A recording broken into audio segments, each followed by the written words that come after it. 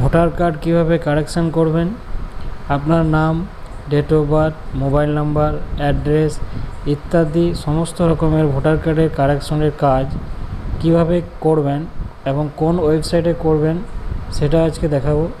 তো আপনারা প্রায়ই জানেন, এই যে দেখতে পাচ্ছেন এনভিএসপি পোর্টাল, এই পোর্টালে অনলাইনের মাধ্যমে ভোটার কার্ডের সমস্ত রকমের কারেকশনের কাজ বা নতুন ভোটার কার্ডে আবেদন করা হতো।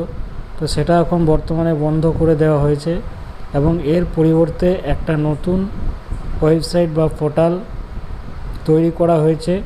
তো সেই পোর্টালটার লিঙ্ক এই দেখতে পাচ্ছেন উপরে দেওয়া রয়েছে, সেখানে ক্লিক করলে আপনি নতুন পোর্টালের লিঙ্ক পেয়ে যাবেন। এনভিএসপি পোর্টালে যে সমস্ত কাজগুলি করা হতো সেই সমস্ত কাজগুলি স্থানান্তর করে দেওয়া হয়েছে এই নতুন পোর্টালে।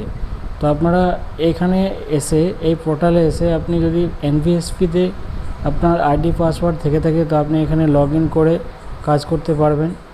আর যদি আপনার আইডি পাসওয়ার্ড না থেকে থাকে তো আপনি সাইন আপ অপশানে গিয়ে আপনার মোবাইল নাম্বার দিয়ে আপনার ভোটার কার্ডের নাম্বার দিয়ে রেজিস্টার করে আইডি পাসওয়ার্ড ক্রিয়েট করতে পারবেন। তো চলুন, আমার এনভিএসপি পোর্টালে আইডি পাসওয়ার্ড ছিল, তো আমি আমার মোবাইল নাম্বারটা দেব, তারপর কিউআর কোড দেবো। দেখতে পাচ্ছেন মোবাইল নাম্বার অলরেডি রেজিস্টার। তো আপনি সেক্ষেত্রে কী করবেন, আমি আমার লগ ইন পাসওয়ার্ডটা ভুলে গিয়েছি। তো আপনি এখানে এসে লগ ইনে এসে এই যে দেখতে পাচ্ছেন আইডিটা দিয়ে অর্থাৎ আপনার মোবাইল নাম্বারটা দেওয়ার পর যে ফরগট পাসওয়ার্ড রয়েছে সেখানে ক্লিক করবেন।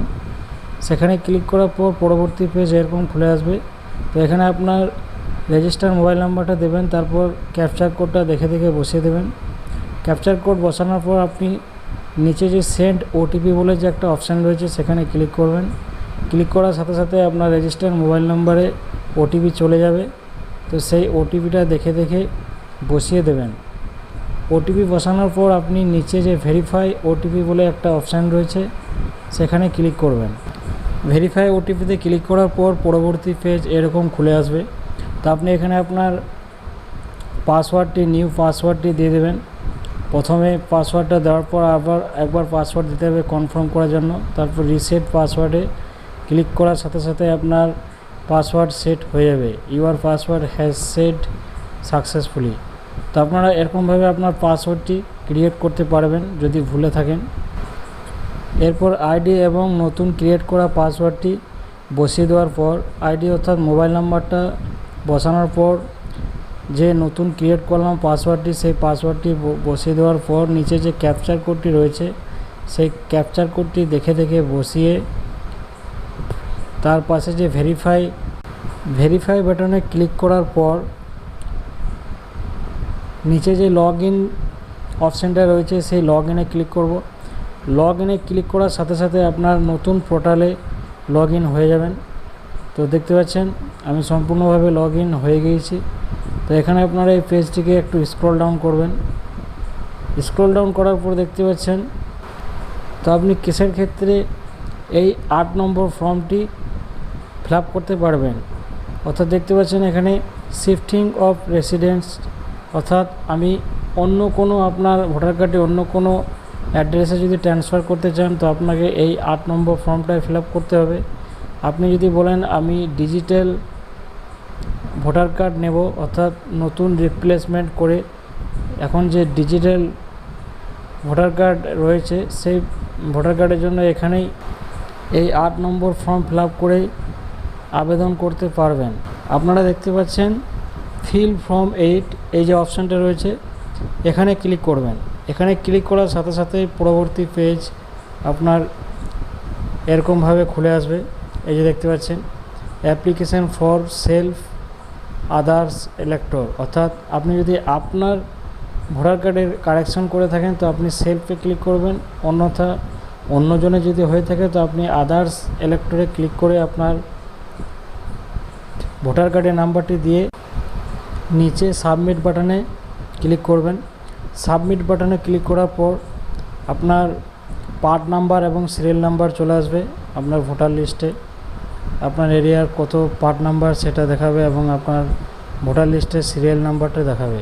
তো আপনি দেখতে পাচ্ছেন এখানে 4টা অপশান রয়েছে শিফটিং অফ রেসিডেন্স, অর্থাৎ অন্য অ্যাড্রেসে ট্রান্সফার করা। তারপর রয়েছে correction of entries in existing electoral roll, অর্থাৎ কারেকশন করার জন্য, এবং issue of replacement epic without correction, অর্থাৎ ডিজিটাল ভোটার কার্ড পাওয়ার জন্য এই অপশানে ক্লিক করতে হয়। তারপর এখানে আপনার রয়েছে request for marking as person with disability. তো আপনারা এই দেখতে পাচ্ছেন correction of entries in existing electoral roll, এখানে ক্লিক করার পর ওকে বাটনে ক্লিক করবেন।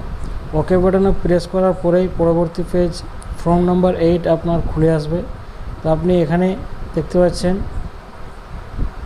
আপনার সমস্ত পার্ট নাম্বার, সিরিয়াল নাম্বার সব কিছু দেখাচ্ছে।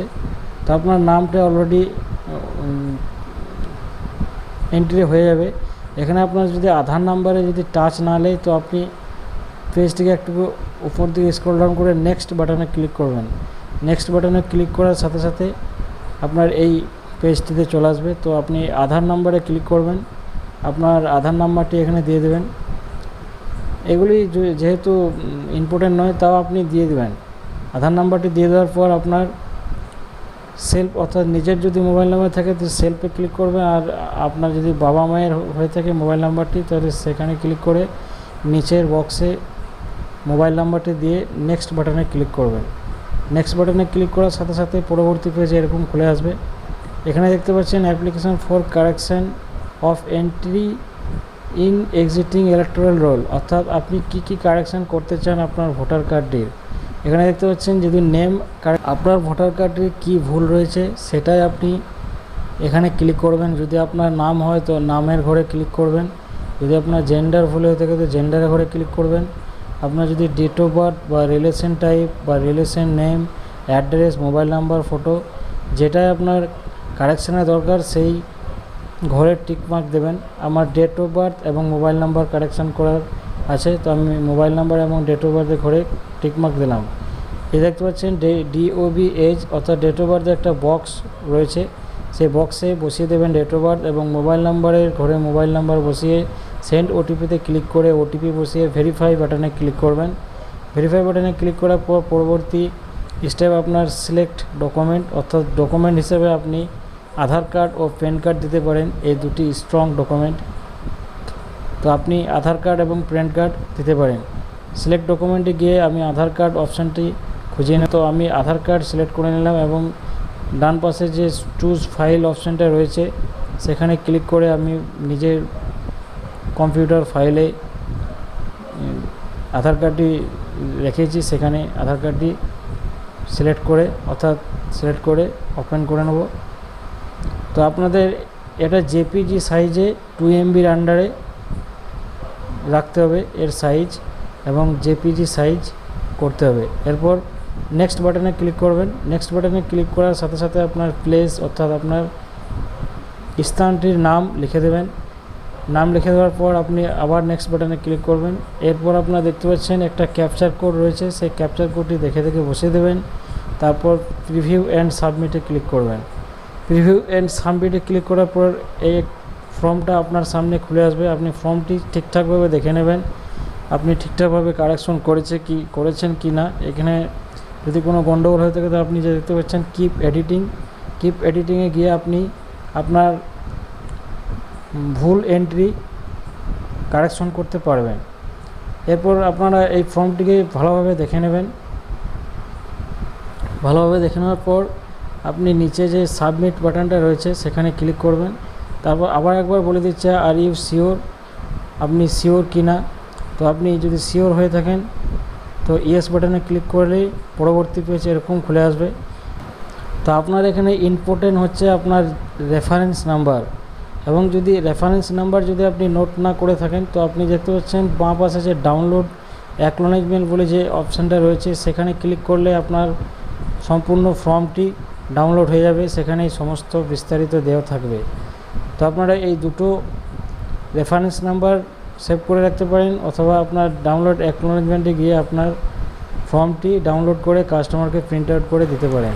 এরকমভাবে আপনারা ভোটার কার্ডের কারেকশন করতে পারবেন, এবং আমি পরবর্তী ভিডিওতে বলে দেবো আপনার ভোটার কার্ডটি কীভাবে অন্য অ্যাড্রেসে ট্রান্সফার করবেন ডিজিটাল ভোটার কার্ডের জন্য কিভাবে আবেদন করবেন ইত্যাদি। তো চলুন, ভালো থাকবেন, সুস্থ থাকবেন, এবং এই চ্যানেলটিকে যদি ভালো লেগে থাকে অতি অবশ্যই সাবস্ক্রাইব করবেন। ধন্যবাদ।